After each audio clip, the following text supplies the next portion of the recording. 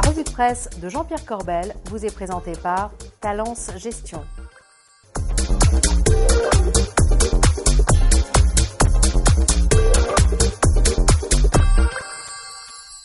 Bonjour, c'est mardi et c'est la revue de presse avec Jean-Pierre Corbel. Jean-Pierre, bonjour. Salut Bogdan. Et ça va? J'ai vu. Ne me touchez pas. Oui, vous voulez pas que je tape l'épaule là. J'ai vu la chute en ski. Ouais, alors quand vous plantez les skis et que vous repartez en arrière, là, c'est très impressionnant. C'est exactement ce geste-là. Alors pour ceux qui ne l'ont pas vu, c'est sur la news de la semaine dernière de Club Patrimoine. Absolument à voir la chute en ski de Bogdan. Voilà. Sans trucage. Et maintenant, sans trucage. Allez, c'est parti. Allez, un point 2015, Bogdan. Impressionnant ce premier trimestre. Regardez le graphique. Le CAC 40 réalise une performance de plus de 18% sur un trimestre. Et certains gérants nous disent que ça va continuer. Ok, ça va continuer. Alors, si on fait le point, 4 trimestres comme ça fera plus de 80%. Ça va être drôle quand même.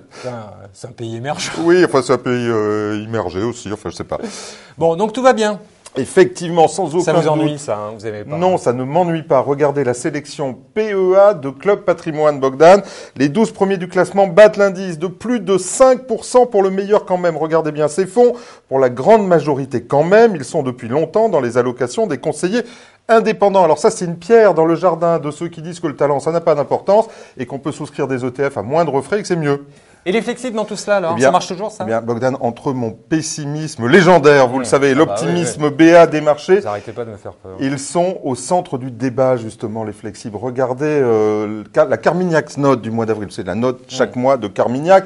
D'abord, le graphique, regardez, qui montre que les PER en Europe sont au plus haut et de loin depuis 2007. Conclusion de Didier Saint-Georges. Dans un monde fragile, l'apport massif de liquidités supplémentaires, la BCE, on le sait, place les marchés dans la position d'une piscine à débordement. Il est essentiel, et ouais, il est essentiel de conserver d'autant plus de la flexibilité dans sa gestion que le système financier en a beaucoup perdu. On parle bien sûr de flexibilité. C'est la voie de la sagesse, non, Didier Saint-Georges? Oui, non, mais justement, la question, c'est est-ce que ça monte au moins? C'est difficile de classer les flexibles parce qu'en réalité, dans les flexibles, il y a les patrimoniaux, les flexibles. Alors, le classement, c'est compliqué, mais quand même, revenons à la sélection de Club Patrimoine et regardez, les 20 premiers affichent des performances au-delà de 6% sur le trimestre et comme pour la sélection PEA, d'ailleurs, tiens, regardez, Rothschild et compagnie tient la tête avec Air Club à plus de 15%. Bravo pour Rothschild et compagnie. Mais ce qui est remarquable, c'est que ces fonds affichaient déjà d'excellentes performances en 2014, donc ça, c'est pas nouveau. Et comme le souligne Carmignac, je le cite, il est vital dans un monde fragilisé de pouvoir faire varier très rapidement ses allocations. Vraiment la voie de la sagesse. Et alors, pourquoi vous êtes pessimiste comme ça, Jean-Pierre? Je suis pessimiste parce qu'il y a des déséquilibres dans le monde. Oui, on peut s'inquiéter quand même des déséquilibres du monde, mais... Les marchés montent, vous avez peur, les marchés baissent, vous avez peur. Vous croyez que je suis un gros trouillard? Je sais pas. C'est ça. Je sais pas, je me pose la question. Parce que le monde est déséquilibré, c'est pas parce que la piscine est à débordement, justement, qu'il ne faut pas s'inquiéter. Mais quand même, il y a aussi des BA. Et en tout cas, ce qui est sûr, c'est que le vent souffle fort en ce moment, et il souffle dans le sens de la hausse. Donc, on peut pas dire le contraire. En tout cas, regardez cet article du revenu. Effectivement, la France emprunte encore et toujours à des taux historiquement de plus en plus bas. 0,46 la semaine dernière pour 10 ans quand même. Et en Allemagne, Bogdan, c'est 0,18 pour 10 ans. Alors effectivement, ça pousse les marchés, on peut pas dire le contraire. Bref, tout va bien. Et maintenant, ne concluez pas trop vite, parce que regardez quand même, si on va chercher un peu le débordement, toujours regardez cet article dans Challenge.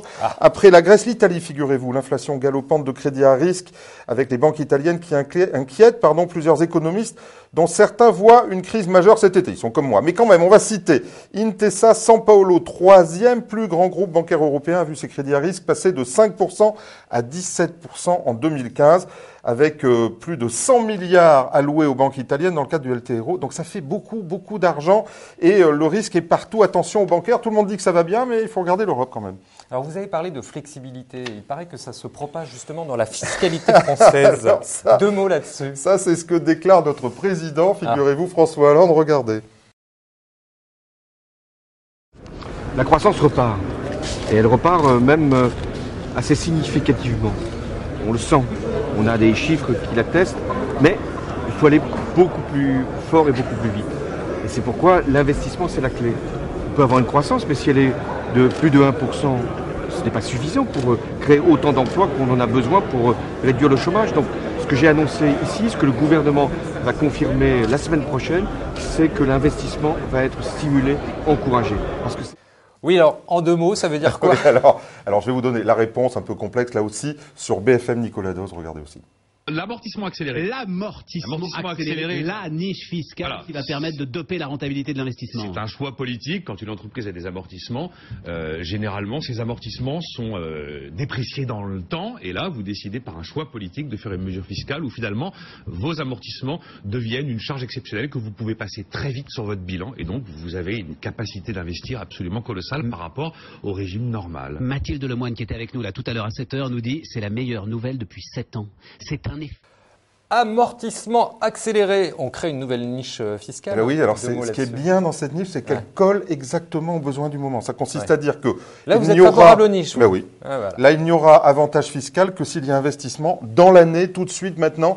Et ça, pour une fois, c'est bien. Alors, si c'est fait, c'est pas gagné encore. Il faut que ce soit voté. Vous savez qu'il y a un congrès au mois de juin. Donc, si c'est fait, c'est une très bonne idée du gouvernement. Mais attention, méfions-nous quand même des embuscades fiscales, Bogdan. Allez, précisez un petit peu votre pensée. Ben oui, un coup de gueule cette semaine, figurez-vous, parce que j'ai regardé un article dans l'AGFI. Regardez avec moi, Bercy a publié une liste des pratiques et montages fiscaux abusifs diffusée sur le site du ministère. Elle comprend 17 pratiques qui ont donné lieu à des redressements fiscaux. Et on imagine que cette liste, elle va être complétée de plus en plus par des montages abusifs. Oui, mais justement, c'est pour éviter que les gens abusent. Alors, je suis allé voir. Oui. Hein, figurez-vous. Alors, effectivement, il y a des couillons, hein, on peut le dire. Il y a des gens qui ont trouvé l'idée intelligente, je dirais pas qui, intelligente de retirer de l'argent de leur compte au 31 décembre pour le reverser au 2 janvier et se dire que comme ça, ils pourront les sortir de leur base ISF. Donc là, quand même, il faut pas prendre les gens des impôts pour des imbéciles et c'est bien mérité. Ça, c'est agité, le chiffon rouge. Mais regardez ça c'est plus inquiétant quand même. Un montage redressé consiste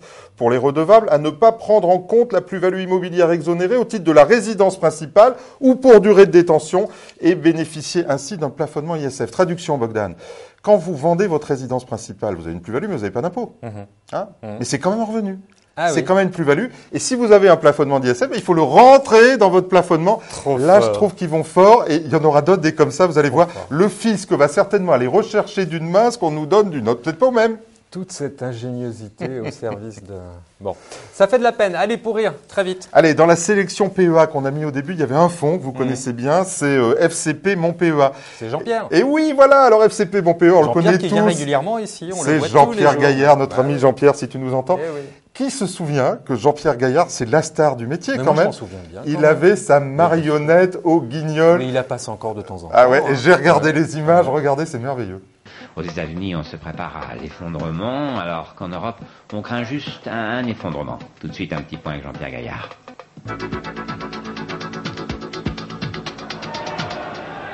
Allô, oui, c'est papa. Vends tout. Non, tout, je te dis tout.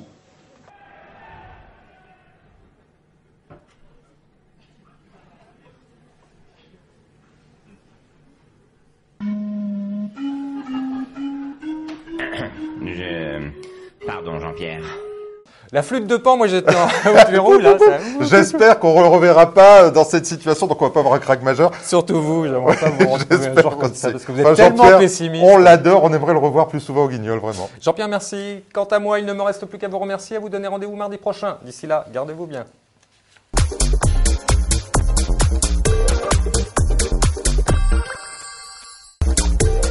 La revue de presse Club Patrimoine vous a été présentée par Talence Gestion.